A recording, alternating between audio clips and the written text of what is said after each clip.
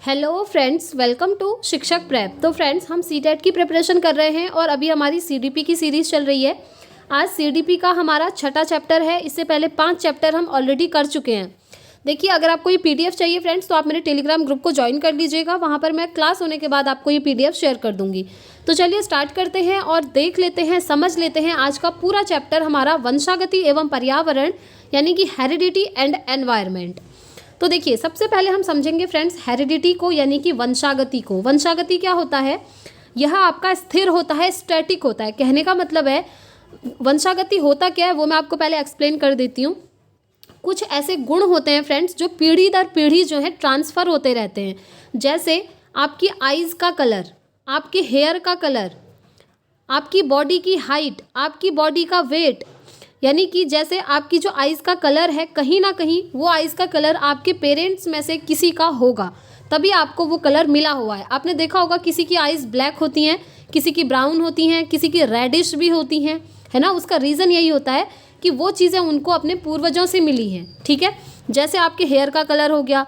कुछ लोग आपने देखा होगा जिनकी हाइट बहुत ज़्यादा होती है, जो बहुत लंबे होते हैं। तो अगर आप उनके मम्मी पापा को देखेंगे तो मम्मी पापा में से भी कोई ना कोई ऐसे होंगे जिनकी हाइट ज़्यादा होगी, जो लंबे होंगे, और वही गुण बच्चों में ट्रांसफ़र होते हैं। तो यही होता है आपका हेरिडिटी, यानी कि वंशागति। ठीक है, इसीलिए कहा है कि ये जो है आपकी स्थिर होती है, स्टैटिक होती है, ये चेंजेबल नहीं होती है। सपोज करो, जैसे क्योंकि मोस्टली लोगों की जो आइज़ होती हैं वो ब्लैक ही होती हैं। जैसे आपकी ब्लैक आइज़ हैं और मैं कहूँ आपसे कि आप अपनी ब्लैक आइज़ को ना चेंज करके ब्लू कर दीजिए, तो क्या ये पॉसिबल है? आप कर लेंगे? नहीं कर पाएंगे ना, क्योंकि वो तो स्टैटिक है, स्थिर है। वो चीज़ आपको अपने पूर्वजों से मिली हुई है, तो वो चेंज नहीं हो सकती। यही होता है आपका वंशागति। ठीक है, अब आप कहेंगे हाँ मैं ब्लैक से ब्लू कर दूंगा या कर दूंगी, मैं लेंस फिट कर लूँगा।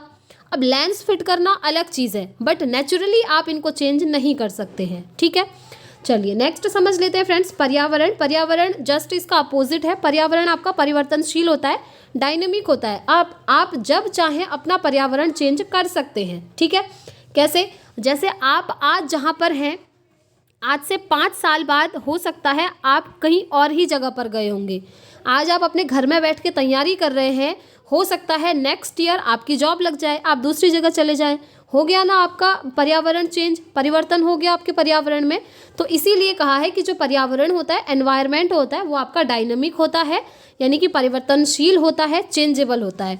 और आप बच्चों को जैसे पर्यावरण में रखेंगे वो वैसे गुण सीख लेते हैं। आपने देखा होगा, जैसे अगर एक बच्चा है जिसको आप हिंदी स्पीकिंग स्टेट में रख रहे हैं और सेम बच्चा है जिसको आप इंग्लिश स्पीकिंग स्टेट में रख रहे हैं, तो अगर स्टार्टिंग के 5 साल हिंदी स्पीकिंग स्टेट वाले बच्चे को देखोगे तो वो हिंदी बोलना सीख जाएगा, क्योंकि उसके आसपास का जो वातावरण है, पर्यावरण है, वहाँ हिंदी बोली जा रही है। और सेम वहीं पर आप दूसरे बच्चे को देखेंगे जिसे आपने इंग्लिश स्पीकिंग स्टेट में रखा है, तो वो बच्चा इंग्लिश बोलना स्टार्ट कर देगा, क्योंकि उसको एनवायरनमेंट वैसा ही मिला हुआ है, पर्यावरण वही मिला है। तो इसीलिए पर्यावरण और वंशागति दोनों का सेम रोल होता है बच्चे के डेवलपमेंट में, यानी कि बच्चे के विकास में। ठीक है, चलिए आगे बढ़ते हैं। अब देखिए, सीटेट में ये क्वेश्चन भी बना हुआ है, याद रखिएगा।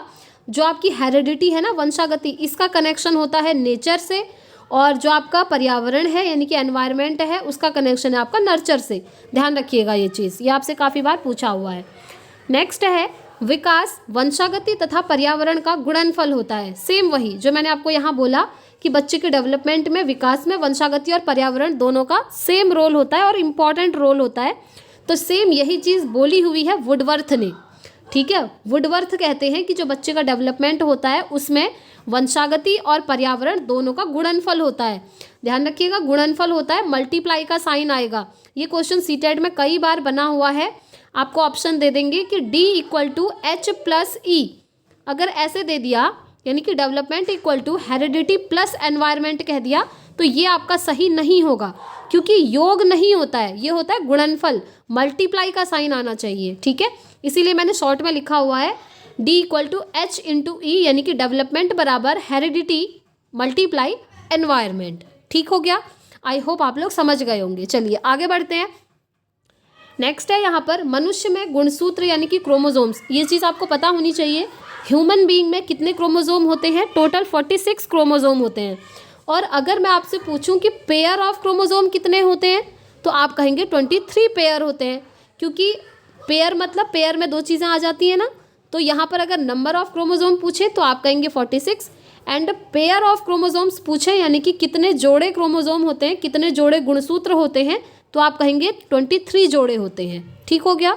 चलिए अब देखिए ये जो 23 पेयर ऑफ क्रोमोजोम्स हैं, इसमें से 22 पेयर ऑफ क्रोमोजोम्स क्या होते हैं, ऑटोसोम होते हैं। याद रखिएगा 23 पेयर, मैंने बोला 23 पेयर जो हैं गुणसूत्र के होते हैं मनुष्य में, जिसमें से 22 पेयर ऑटोसोम होते हैं जो कि सेम होते हैं मेल और फीमेल में, यानी कि 22 जोड़े गुणसूत्र मेल और फीमेल दोनों में सेम होते हैं, जिन्हें हम ऑटोसोम्स कहते हैं। अब जो बचा हमारा एक पेयर यानी कि 23वां पेयर, उसकी हम बात करते हैं। वो डिसाइड करता है कि आने वाली जो संतान है वो बेबी बॉय पैदा होगा या बेबी गर्ल पैदा होगी। ठीक है, देखिए 23वां पेयर जो होता है क्रोमोसोम का वो कहलाता है सेक्स क्रोमोसोम। ठीक है, अब ये सेक्स क्रोमोसोम जो है मेल और फीमेल दोनों में अलग अलग होता है। याद रखिएगा 23वां मेल फीमेल दोनों में अलग होगा। फीमेल में क्या होता है, फीमेल में होता है XX क्रोमोसोम और मेल में होता है आपका XY क्रोमोसोम। ठीक है, अब ये जो XX क्रोमोसोम है, अगर फीमेल का X क्रोमोसोम मेल के X क्रोमोसोम से मैच कर जाता है तो याद रखिएगा XX बराबर बेबी गर्ल पैदा होती है।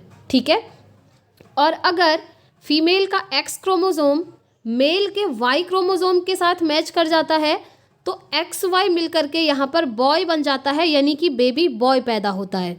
ठीक है, यहाँ से आप समझ गए। जैसे पुराने ज़माने में बोलते थे ना कि लड़का पैदा हो रहा है या लड़की पैदा हो रही है, ये माँ पर डिपेंड करता है, तो ऐसा बिल्कुल भी नहीं है, क्योंकि माँ के अंदर तो सेम क्रोमोसोम होते हैं XX, और जो डिफरेंट क्रोमोसोम होते हैं वो तो मेल के अंदर होते हैं। तो माँ कैसे डिसाइड करेगी, इस पे कैसे डिपेंड कर गए आप कि लड़का पैदा होगा या लड़की, है ना। तो ये चीज़ें आपको पता होनी चाहिए, ये कुछ साइंटिफिक टर्म्स हैं फ्रेंड्स। चलिए आगे बढ़ते हैं। नेक्स्ट हम समझ लेते हैं अब डिटेल में हेरिडिटी क्या है और एनवायरनमेंट क्या है। हेरिडिटी आनुवंशिकता, इसे वंशागति भी कहते हैं और आनुवंशिकता भी कहते हैं। ठीक है, दोनों नाम आपको याद रखने हैं। जब आनुवंशिक गुण यानी कि जो जीन्स होते हैं, आँख, कान, नाक, रंग, चिंतन, लंबाई, बुद्धि आदि एक पीढ़ी से दूसरी पीढ़ी में ट्रांसफ़र होते हैं, उसे आनुवंशिकता या वंशानुक्रम कहते हैं। ये चीज़ मैंने आपको पहले ही बता दी। जैसे आपकी आँखों का शेप हो गया, आपके कान हो गए, आपकी नाक हो गई।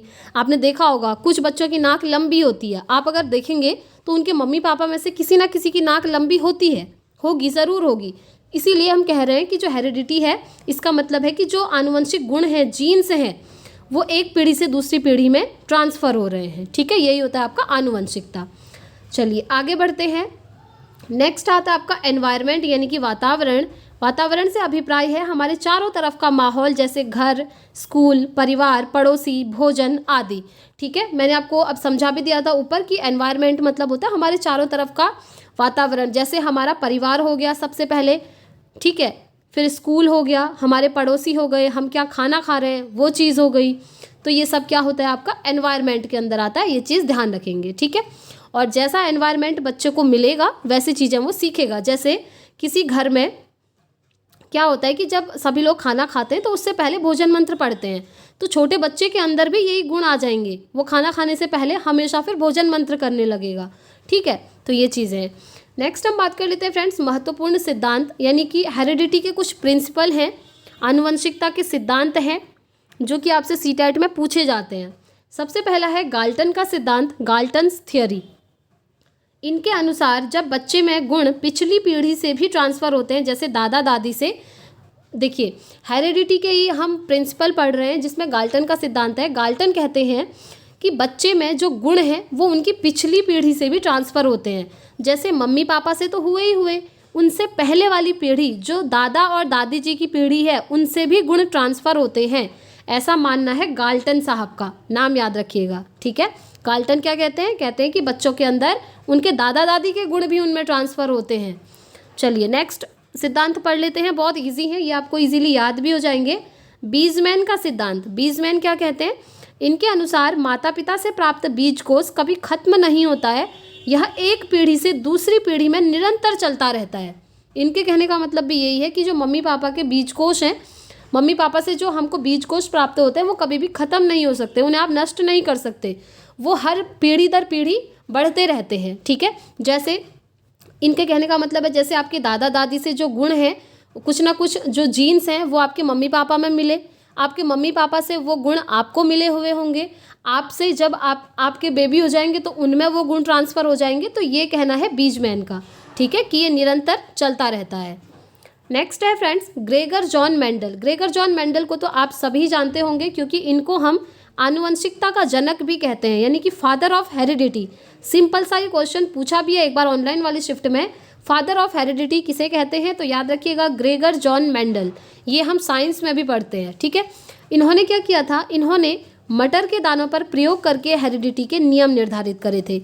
हेरिडिटी के 3 नियम दिए थे फ्रेंड्स इन्होंने पी प्लांट के ऊपर एक्सपेरिमेंट करके। अब वो जो 3 इन्होंने सिद्धांत दिए थे, यानी कि 3 नियम दिए थे, वो आपके सीटेट में पूछे नहीं जाते हैं, इसलिए अब हम उतना डिटेल में नहीं जाएंगे। जितना सीटेट के लिए इनफ है मैं आपको उतना ही करवा रही हूँ फ्रेंड्स, टू द पॉइंट। और देखिए मैंने भी सीटेट के दोनों पेपर क्वालिफाई किए हैं, इसीलिए उसी एक्सपीरियंस के बेसिस पर मैं आप लोगों के लिए क्लासेस लाई हूँ। वीडियो पसंद आ रही होगी तो प्लीज़ लाइक एंड शेयर करके ज़रूर जाइएगा।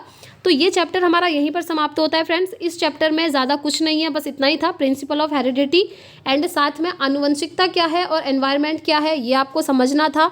आई होप आप लोग समझ ही गए होंगे, ये चीज़ मैंने आपको बताई दी है।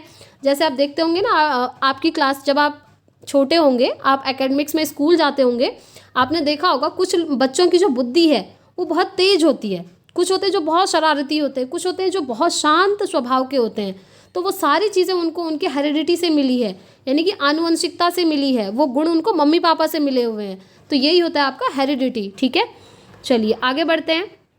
तो ये चैप्टर फ्रेंड्स यहाँ पर कंप्लीट हो गया है और मेन इंपॉर्टेंट इसमें ये भी है, development equal to heredity into environment. ये किसने कहा है, वुडवर्थ ने कहा है, ठीक है। तो इस चैप्टर में इतना ही रखते हैं फ्रेंड्स, मिलेंगे अब हम नेक्स्ट वीडियो में नेक्स्ट चैप्टर के साथ। इस चैप्टर में आपका ज़्यादा कुछ नहीं था, बस आपको यही समझना था कि वंशागति क्या है, पर्यावरण क्या है और ये किससे कनेक्टेड है और वुडवर्थ ने क्या कहा है। वीडियो पसंद आई हो तो फ्रेंड्स लाइक शेयर ज़रूर कीजिएगा। मिलेंगे कल नेक्स्ट चैप्टर के साथ। Thanks for watching.